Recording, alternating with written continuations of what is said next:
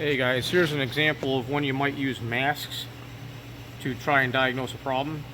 This vehicle sets a P0121 once every few months. Can't seem to get it to act up, but it's had two throttle bodies, pigtail, a complete wire ran to the ECM over here in an attempt to fix this thing. So right now we're back probed into TP1 and TP2 at the PCM. I'm trying to monitor those and see what we can get to happen here.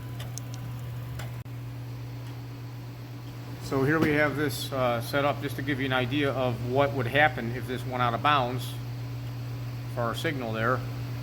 I can just go ahead and pull this out briefly, disconnect it, and then plug it back in. Now, when you're using the masks, it'll keep a little line of when it went out of bounds, as you see that yellow line there. But let's say this thing was recording for a long period of time, and you wanted to get to the frame that it actually had it. You hit stop, and then we can go up to our buffer,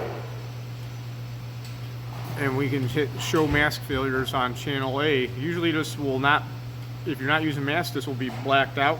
So there's all of our buffers to go through. So we're going to go ahead and show mask failures on A, and there we go. We have it. I want to let you know I did take a look at the code criteria, of course, for the P0121. For that code to set, they're looking for a discrepancy between TP1 and TP2 of 7.6%.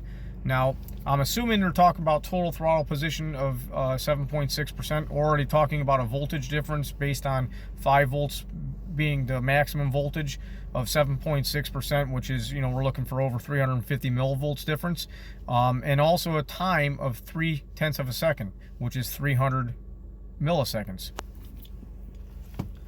So when we look at this vehicle, we can do a couple things. You guys can set the rollers up and lock them into that parameter and see when you have a discrepancy going on. I was using a math channel as well, A plus B, and if we have any variance in that, we could measure and see it there. And also when we're setting up the mask, we can type in the discrepancy that we want to set the mask alarm. So if you guys have any questions about that, give me a shout. Also, if you have an idea of what might be wrong with this car, give me a shout. You guys have a great day.